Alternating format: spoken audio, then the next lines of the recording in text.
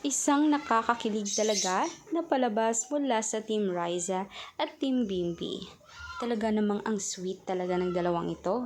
Marami ngayon ang natutuwa sa kanilang mga pinanggagawa at talagang naaaliw ang mga tao sa programa nila sa Eat Bulaga.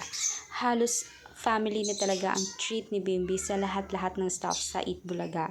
At talagang accepted na din siya bilang regular host dahil sa dami ba naman ng humahataw, kumakantsaw ng pangalan niya na gusto siyang makita sa araw-araw ay hindi makakapaghindi ang Eat Bulaga.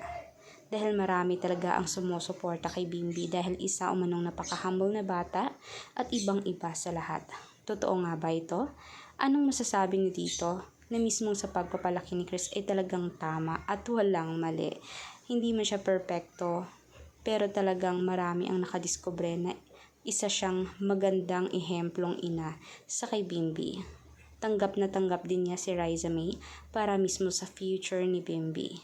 Talaga namang marami ang natutuwa. Marami man mismong ang nagda-down kay Riza, pero gayon pa man marami pa rin ang nagmamahal kay Riza at isa na doon si Mommy Chris.